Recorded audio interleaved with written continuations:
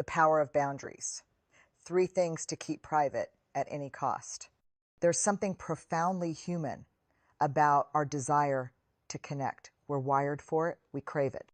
And yet, in our eagerness to be seen and understood, we sometimes forget one crucial truth lesson is built not just on openness, but on boundaries. Let's talk about something that is the power of consent and not out of secrecy, but out of self-respect. Because here's the thing, guys, people don't just share everything with everyone. They know that some things must be guarded, protected, and honored in order to preserve their integrity, their peace, and their good. So, what are these things? What should we keep private at any cost? One, your deepest struggles while you're still here. Life is full of challenges, grief, failures, disappointments, personal traumas. When you're in pain, it's natural to want support, to feel heard and understood. But there is a crucial distinction between seeking genuine help and exposing our wounds to the wrong audience. The danger of sharing too soon. When we talk about our struggles while we're still in the middle of them, we open ourselves up to several risks. Unsolicited opinions. Not everyone knows how to support us. Some people might minimize our pain, offer unhelpful advice, or even use our vulnerability against us. Emotional exploitation. There are people who thrive on gossip, negativity, or drama. Sharing your pain with the wrong people can turn your real struggle into entertainment for someone else.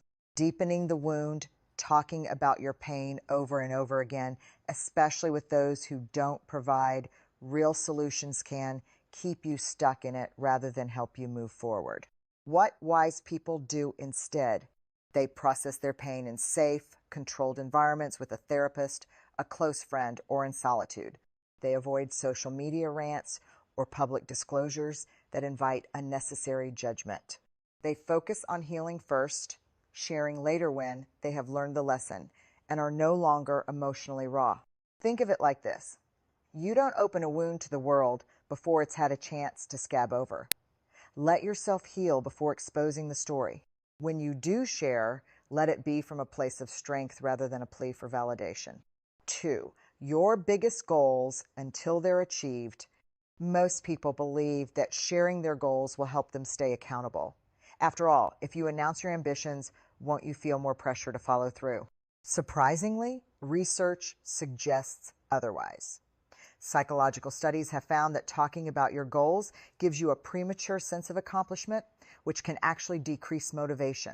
When we receive external praise or acknowledgement for simply declaring a goal, our brains can trick us into feeling like we've already achieved something, reducing our drive to take action. The dangers of announcing goals too soon.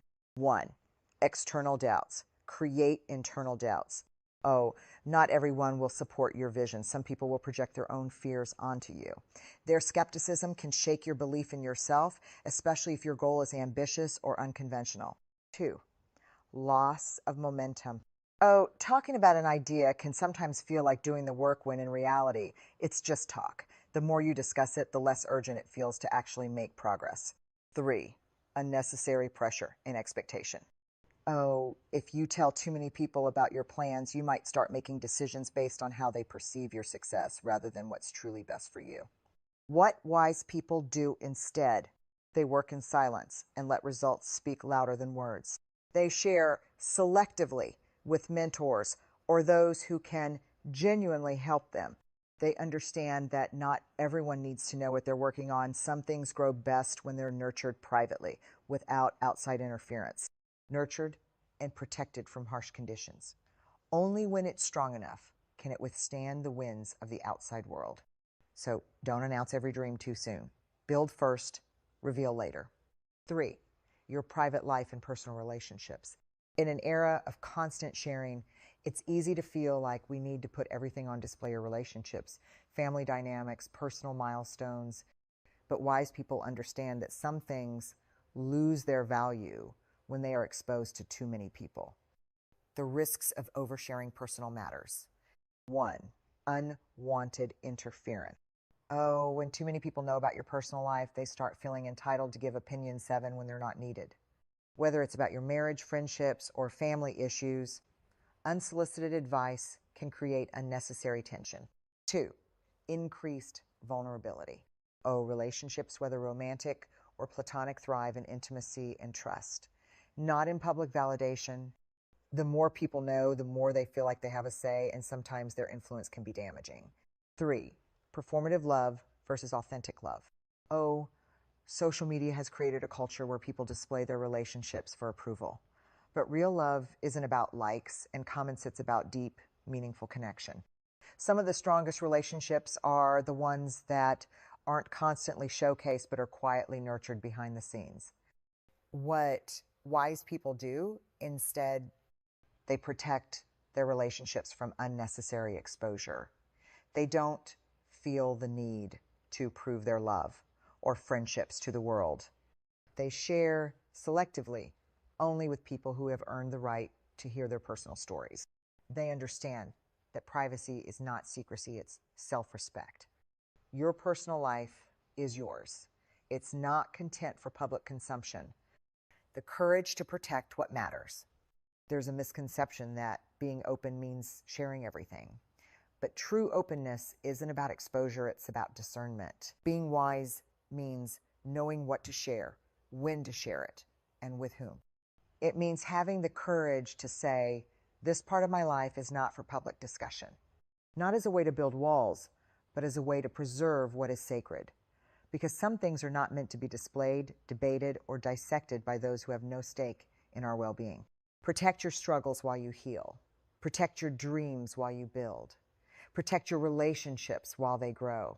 Not out of fear, but out of wisdom. Because when you guard what matters, you create space for authenticity, depth, and real meaningful connection. And that's the real power of keeping things private. The strength in privacy. Keeping things private is not about hiding, it's about protecting what matters. Protect your struggles until you have healed. Protect your goals until you have built something real. Protect your relationships from unnecessary scrutiny. Because when you guard what is sacred, you create space for authenticity, growth, and genuine connection. Not everything needs an audience. Not every moment needs to be shared. Sometimes the most powerful things in life happen in the quiet space where you are free to heal, build, and love without interference. And that is the true power of keeping things private